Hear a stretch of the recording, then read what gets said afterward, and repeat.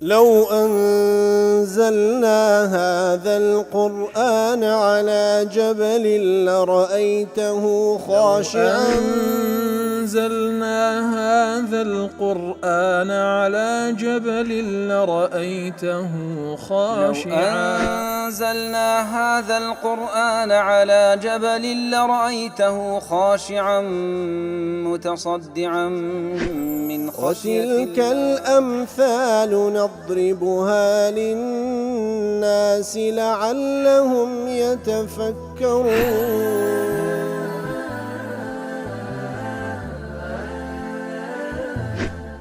الحمد لله والصلاة والسلام على رسول الله وعلى آله وصحبه ومن والاه.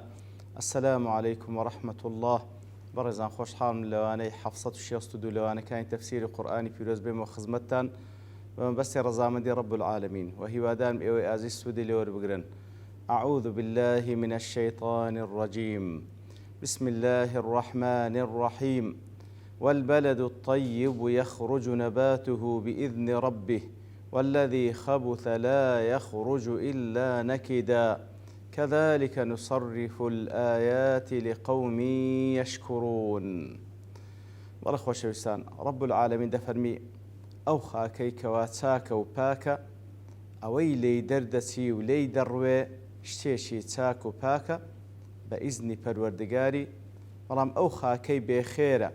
هيتي ليدرنات تنها أو نبشتيشي بيسود أبوشي ويا نصرف الآيات وتنويع بيدكين بأنواع شواز آتكاني خوما باز دكين چه سودي لوردقري لقوم يشكرون كسانك وشكران بجيري دكن لا معرج تفكر دلي هذا بيان استدراكي كواتوا بيان كرنا وآتا وكو استدراكك لبو أوي بيشوتر لدفع توهمي أن جودة خروج النبات في الأرض ترجع إلى سبب واحد كواتا تاوكو أو وهمي برويني نوا ككسانة قرواتي بقن تساچي أو قجوجيا ونباتي كوادردسي لزوي تنها لبو يك سبب دقريته وهو إنزال الماء من السماء عليها واختلاط الماء بها لبو أو وهمي برويني نوا كاتك وكسانك تيواتي دقن چاچی و پاچی و بابلین چەندێتی و جۆرێتی ئەو بابلین چەندێتی و باشێتی ئەو بەرووبوومەی کە لە زەوی دەردەچی تەنها دەگەڕێتەوە سەر یەک سەبەب کە ئیش بریتە لەو بارانەی کە لە ئاسمانەوەدا دەبەزی و تێکەڵاو دەبی لەگەڵ ئەو خاک و خۆڵە و ئەو بەرووبوومەی کە پێشکەشکە دەڵێ ئەوە وەهمێکە گەر کەسانی گواتە گەشت من تەنها ئەو بەرووبوومە ئاحتیمال لەسەر ئەو بارانەیە ئەو وەهمە ئەو ئاتە هاتیە ئەو وەهمەی دەڕەوێنتەوە اعتدل إذ فيه بيان سبب آخر ليردا باز لسبب هو كارش كشدك هو كون الأرض أرضا طيبة صالحة لخروج النبات الجيد فيها أوش أويكوا ليردا باز لسبب يشكو هو كارش كشدك كبريت أويكوا خدي أو خاكش بيوستك خاكشي تساق بي إهندي بيتنكوا جوجيا ونباتو وهروها بربومي تساق ببخشي فإذا اجتمع السببان معا أجر هوردو السبب جيشنا يكتري أو باران باكو أو باران بربركتي كالاسمان ودي جيش تخاك شيتساكو باك هردو السبب جيشنا يكتري أو ذا وأذن الله جل جلاله بتحقيق المسبب لو حالتي هردو السبب كجيشنا يكتري نتيزكش أجر رب العالمين إذني لسربي أويش أويا وهو خروج النبات الجيد النافع درتسوني نبات جوجيا وبروبميشي تاكو بسود لو حالتي فعلا أو بروبوم تاكو بسودة دبخشي. أما إذا كانت الأرض أرضا خبيثة غير صالحة لخروج النبات الجيد فيها بلام أجر أو بارتسخاك أو زوية تاك نبو بكلشي أو ندهات كوا نبات جوجيا وبروبومي باش ببخشي فإن إنزال الماء الطهور عليها لا يغير طبيعتها لو حاط أجر خدي خاك باش نبو هرسند بارانيشي باكو ببركتو خاوين لسري داباري أو طبيعتي أو زوية ناقوري فلا يخرج نباتها إذا خرج لو حالت أجر نەباتیشی لێ دەربچیتن ئەگەر شتێکشی لێشین بی و لێ ئیجاد بی چی لێشین دەبی إلا عسرا شحيح العطاء قليل النفع شتێکی وای لێ ئیجاد دەبی بێ نەفعە شتێکی بێکەلکی لێ ئیجاد دەبی. ويعطينا الله عز وجل بهذا البيان قانونا من قوانين سنن الله في كونه كوتا بو بيان كرني لو آتي خواي قول سبحانه وتعالى قانونك من بيدا بخشي ياخد آشنا من دكاته بقانون وياسايك لسنني خواي قول لو بونوريك وخلق كردية وهو أن السبب قد يكون شرطا لازما لتحقيق المسبب هوكار مرجێکە پێویستە هەبی تاوەکو نەتیجە ببەخشی وەکو سنەت خۆی گەورە سوبحانەهو وتەعالە لەوانەیە هۆکار مەرجێک بی لە بۆی کەوا نەتیجەمان پێ ببەخشی ولكنه شرط غير كافي بەڵام ئەو مەرجەش کافی نییە بەتەنها لۆ خۆی ئەو نەتیجەیە ببەخشی بل لابد من وجود سبب آخر أو عدة أسباب بەڵام ئەو سەبەب و هۆکارە بەتەنها کافی نیە لەوانەیە چەند هۆکارێکی دیکەش هەبن سببێکی دیکە و چەند سببێک کەش هەبن لەوە تحقیق بوونی ئەو نەتیجە حتى يتحقق المطلوب تاوەکو داواکراوەکە بێتە جێ فكل واحد منها شرط لازم غير كافي كوات أجر نتيجة علاقي بتن هوكارك بي هر يجلو هوكارانا بتنها كافينية كوا أو نتيجة ببخشي بل لابد من اجتماعها حتى يتكون منها جميعا السبب الكامل لتحقيق النتيجة المطلوبة كوات بيستهمو هوكار كان موجود بن لبو درزبوني أو نتيجة كوا مطلوب داواكراوة أو زال دواي أوش أجر همو أسباب هوكار كان موجود بو إلا بإذن ربي بيست إذني پروردگاري لسربي تاوكو أو سببانا أو هوكارانا بدقين تنتيجة كواتا أو خالشي زور زور قرنقا كوا خواي قورا جياني دنياي بوشوي خلق كرديا بأسباب مسببات خلق كرديا السبب برو مسبب دروا أو ذا مسبب هي ونتيجة هي بيست بيك سبب هي والكو نتيجة هي بيست بتسن أسبابك هي تاوكو بدقين تو نتيجة بلام لها مو حالة تشيش وجودي سبب وأسباب لبو نتيجة فيشتي بإذن پروردگار هي يعني همو جارك أولية كوا سبب موجود إلى بدقين نتيجة خواي قوريا إذني لسربي أو زادت قينيتا نتيجة وأجر خواي قوري ويستي شي لسربي ببيع وجودي أسباب نتيجة داته لبروي على كل شيء قديرة بلام إيمي عبد بنده أصلا بعض مكلفين أن نأخذ بالأسباب تسبق أسبابه كاركان بقرين أو زال لخواي قول بارينا وكوا بما نجين تنتيجو مطلوبك ولا تفسير قاسمي دله والبلد الطيب أي الأرض الكريمة التربة أو زويي كوا خاككي زوربا خاك أو زويي كوا خاكتي بخشنديه يخرج نباته بإذن ربه أي يخرج نباته وافيا حسنا غزير النفع بمشيئته وتيسيره أو خاكي كوا زوية بخشنديه وزوية تاكو ببيتي هي نباتو بربومكي بربومي باش دبخشي بربومي سود بخش دبخشي بس بإذن ربه بمشيئته ويستو آسان كاري لله خواي قوله سبحانه وتعالى وكل تفسير السعدي دلي فليست الأسباب مستقلة بوجود الأشياء حتى يأذن الله بذلك أو حقتك وباس ماكر تأكيد لسادكاته كاته هو كاركان بتاقي تنه مستقلين سربخونين إلا سبب بدقين مسبب بلكو إلا خواي قوله سبحانه وتعالى إذن لسربي أو سبب بلو أو نتيجة دبا يخرج نبات بإذن ربه والذي خبث وكل تفسير قاسمي دله والذي خبث أو زوية كوا ساكنية ببيتنية وكدله أو زوية كوا ذات الحجارة السود زوية كهموي بردي الرشا وياخذ زوية كوا زوية شي سويرو خوي باولين برخوية أو زوية لا يخرج إلا نكدا نباتو جوجياكي إلا نكد دردتي نكدسيا أي قليلا عديم النفع شتيشي كمي لدردتي أو ليش درتوا عديم النفع بيسودة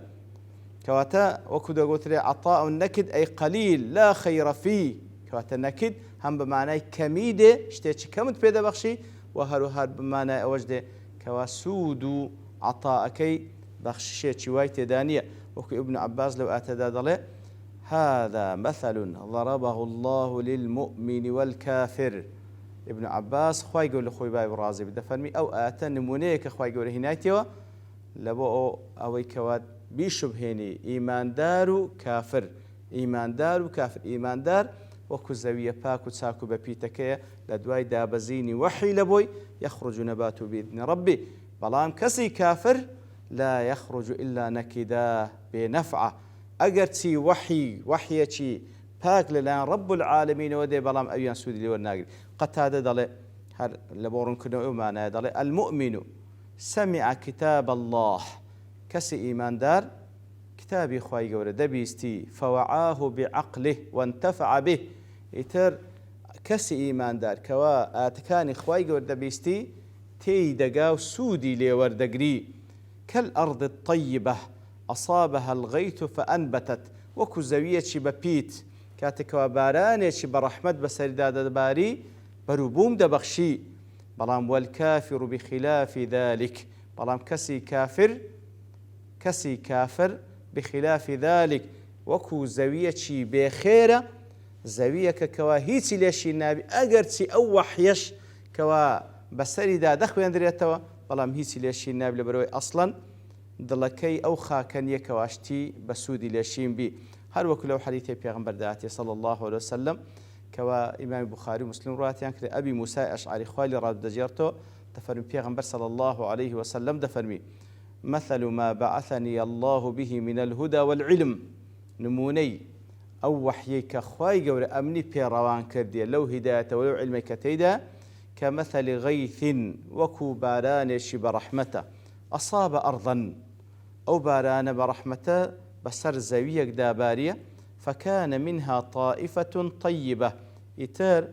هنديك لو زاوية بارتيك لو زاوية طائفة وتقطعة طيبة بارتيك لو زاوية بارت زاوية زور تاكو ببيتا فقبلت الماء وكي قبول كرد أو باراني كوا رجاسري أو باراني بسر داباري قبولي كرواتا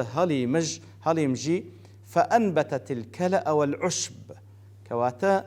لنتيجة بربومية باشي ليشينبو كلأ وعشب كلأ بابلين أوي كوا دبيت ماي لور لبو آجال جان لبركان وعشبيش هرجيايا كواتا وكذا ذكر الخاص بعد العام إتر لأن الكلأ يطلق على النبت الرطب واليابس كلأ بابرين أجر أو جياية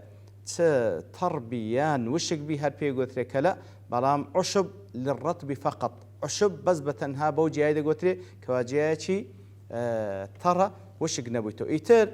بارتسا زاوية لو زاوية بارتسا شي ببيتا وكي ورقرتو إيتر عشبو بابرين جزو جياية باشي ليشينبو كبو ماي أو كوا جان لبر سودي لور بقري أزوكو ضلي فأنبتت الكلأ والعشب الكثير زوري ليشينبو وكان منها أجادب بلام بارتسا زاوية شيش هلوين دري أجادب كوا جمع جدبة وهي الأرض الصلبة أو بارتسا زاوية كوا الرقة التي لا ينضب منها الماء أو بارتسا زاوية كوا صلبة وبردية أو هل نامجي بخوي أو زابين صوت مدفرمي أو بارتسا زاوية بابلين بردية كوا بخوي أو هل نامجي أمسكت الماء وكي راقرت فنفع الله بها الناس يتل نتيجة خلشي سوديان لي ورقرد فشربوا منها ليان خوار دوا وسقوا وزرعوا يتر بو آوي كوا لو بارس زبي كوا بخوي تنها راقرتي ني خواردي توا خلشي ليان خوار دوا حيوانيان لي بابلين حيوان كان برد السري كآوي لي خوار دوا وهروا زراعتيان ليكر وأصاب وهروها بشش كلو آوى بشش كلو بارانا أصاب منها طائفة أخرى رجاء سر بارس زاوية شديكة إنما هي قيعان جمعي قاعة وهو الأرض المستوية الملساء كواتا بارس زاوية راس تيلوس التي لا تنبت کەواتە پارچە زەویەک کە ڕاست و لووسە لا تمسك ماء ولا تنبت كالأن کەواتە نە ئاوی لە ڕادەوەستی نە بە خۆشی دەیمژیتن تاوەکو بەروبووم ببەخشی فذلك مثل من فقه في دين الله ئیتر ئەوە نمونەی ئەو کەسەیەکەوە یەکەمیە من فقه في دين الله ئەو کەسێکەوە لە دینی خوا تێگەیشتیە ونفعه ما بعثني الله به ئیتر سوودی لێ وەرگر ئەوەی ئەو بە وەحیکەوە خوای گەورە لە بۆ منی ناردیە فعلم وعلم بەخۆشی فێر بوو خەڵکیشی فێر کرد ومثل من لم يرفع بذلك رأسا ونموني أو كسيكوا سري بيبرز نكردوا ولم يقبل هدى الله الذي أرسلت به أو نموني بارتزاوية كيدكا كوا بخوي سري بيبرز نكردوا نبخوي قبولي كردو وهروها نخلشي السوديان لورقر ديار علماء لشرح أو حديثش شتي ترتي دا بازكن الله لبرتوابوني كاد دوستين ببشتوان رب العالمين لواني داهاتو دين وخزمتي وصلى الله وسلم على نبينا محمد وعلى آله وصحبه أجمعين وآخر دعوانا أن الحمد لله رب العالمين. لو أنزلنا هذا القرآن على جبل لرأيته خاشعا أنزلنا هذا القرآن على جبل لرأيته خاشعا أنزلنا هذا القرآن على جبل لرأيته خاشعا متصدعا من خشية الله. وتلك الأمثال نضربها للناس لعلهم يتفكرون.